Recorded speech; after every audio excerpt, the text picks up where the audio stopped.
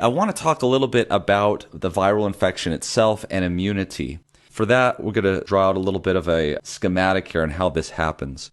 So the first thing that happens is, of course, you have this virus particle, which we'll draw as stars. And these stars are outside the body. So this could be an airway, this could be inside the GI tract, etc., etc. So this virus goes in and latches on to cells, receptors, and it causes these cells to become infected with the virus. And of course, the virus takes over the machinery of the cells, and it causes it to make more of it and proteins. And so these cells will be coated with these proteins on the outside. And of course, more particles are made, these cells explode, and they release more and more of these virus particles. So what is going on at this point is you've got, here on the blood side, you've got things called cells, which are blood cells, and one of those cells is called an antigen-presenting cell. And so these cells start to go in and extravasate from the blood into the tissue, and they're able to recognize these cells that are abnormal because of these abnormal proteins on the surface. So these antigen-presenting cells envelop and destroy these virally infected cells. So let's show a little bit more of a close-up of how that happens.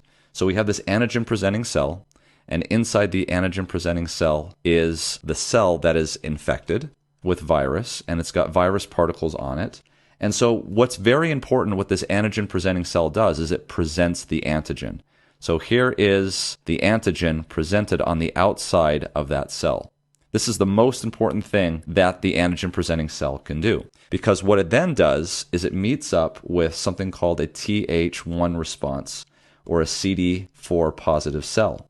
And this cell here is the mastermind behind your cellular-mediated immunity, because this antigen here will latch on to this CD4 positive Th1 cell, and it will release IL-12, which is a chemical that comes from the antigen-presenting cell that stimulates this cell to go and fight anything that looks like this on it, that antigen.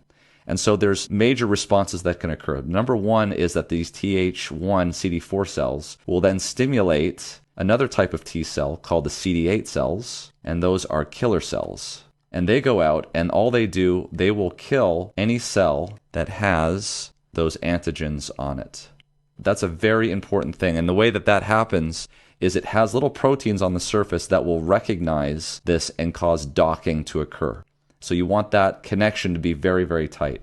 Another thing that this Th1 can do is it can stimulate in the blood and tissue B cells, and these B cells will produce antibodies that look like this, and these antibodies will bind to these antigens and neutralize them. So this really is immunity. And this is the key that allows you to survive a viral infection. Let me be very clear about this. This is probably one of the most important things that you can have going for you when you have a viral infection. This is what determines whether or not you get admitted to the floor or whether or not you go to the intensive care unit. Because if this reaction doesn't occur correctly and this immunity doesn't get on top of the viruses quickly and limit them, kind of quarantining this, then you get wide viral infections all over the body, and the amount of infection causes more immunity, which causes more inflammation, and that's why people die. And so while the best way to prevent you from ending up having something bad happen from coronavirus is to avoid getting the virus in the first place, if you do get coronavirus, you want your immune system working perfectly. And wouldn't it be nice if there was something that we could do to enhance this IL-12 response, to enhance the ability of this binding to occur, to enhance the ability of CD8 killer cells to bind their targets and to destroy, to enhance the ability of Th1 CD4 cells to create and stimulate actually these B cells to make antibodies? Well, there actually is something that we can do that can enhance this. Number one, it's not a drug. Number two, it's absolutely free. There's no money involved. Number three, you can do it anywhere. And I'm sure by this point you're probably saying, what possibly could this be? And are you pulling my leg on this? This is probably one of the biggest things that you can do to protect yourself from this viral infection causing a problem or any other viral infection. And there are absolutely no side effects to it. And the answer is sleep. That's right. Sleep, and enough of it, greatly enhances the ability of the antigen-presenting cell binding to the Th1 and promoting IL-12. Sleep also prevents the breaking up of this binding site with CD8 killer cells with the antigen. And we'll show you the research that's done this. I have peer-reviewed papers and extensive research over the last 20 years that sleep has a tremendous effect on your immune response against viruses. I will show you a paper here. Here we have on the left side a cytotoxic T cell. This is the CD8 cells. This is the cells that kill. And here we have an infected cell with either CMV or EBV in the paper.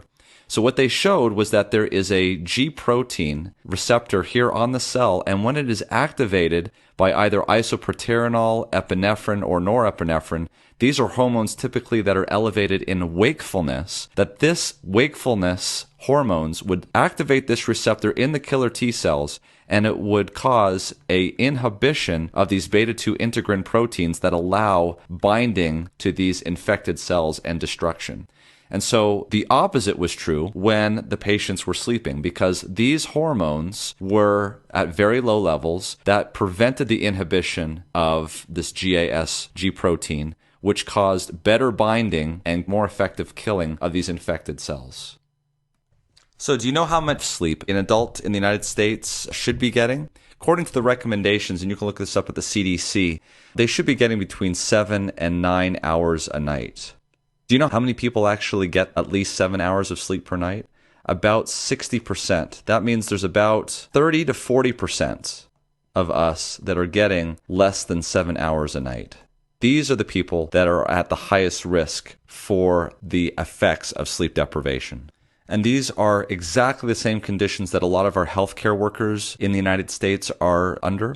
These are physicians, these are nurses, these are respiratory therapists who are chronically sleep deprived because of shifts, because of working at night, and these are the ones that are going to be on the front line dealing with this virus. Think about a lot of the physicians that are working in China right now, and all of this is to the detriment of their immune system. At the beginning of the night, when you go to sleep, normally, let's say around 10 p.m., the first thing that occurs is that you should be having more slow wave sleep at the beginning of the night, and towards the end of the night, more REM sleep. Well, they're starting to see that slow wave sleep is integral in the production of growth hormone, and growth hormone has tremendous effects on immunity.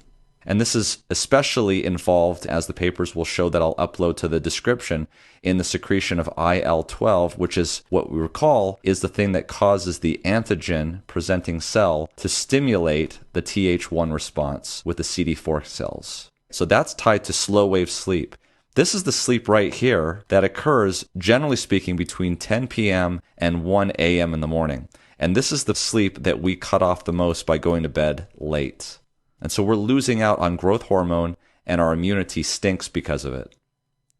I want you to think what's happened to our ability to sleep over the last number of decades. So this is when we would normally go to sleep, around 9 to 10 p.m. And occasionally people would wake up in the middle of the night and be awake for a little bit, and then they would get up again in the morning around 5 to 6 a.m. This is the time that we used to have for sleeping. And how much time is that? So from about 9 to 5 would be about 8 hours of sleep. According to the CDC and most of the research, plenty of time. But what's happened, because we've moved away from an agrarian society to more of an urban society, we've had to push this back because we have to get up earlier because of traffic. And what's happening is we're living out in the suburbs, we're living further out, and all the jobs are in the cities, and so there's traffic. And so sleep has taken a big toll there, and we're not able to get as much sleep. But on the other side, there's also been a push. And why is that? Because of electricity. And the other thing is electronics. So think about iPads, smartphones in general. 20 years ago, television, movies, internet, all of those sorts of things. And so the key here, though, is all of this is light that's stimulating the eyes. And when you stimulate the eyes with bright light, it pushes your circadian rhythm and delays it. And so what you're losing out on is sleep there. And so what's happened is we've gone from a society where we were getting 8 hours of sleep before, and now getting 5 to 6 hours of sleep. That is going to translate into decreased immunity. So the question is, how can we get this back?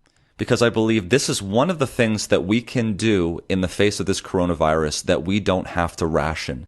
We don't have to worry about, do we have enough of this to go around for everybody in an epidemic? Because this is something that's available to everybody, is getting plenty of sleep to help with immunity.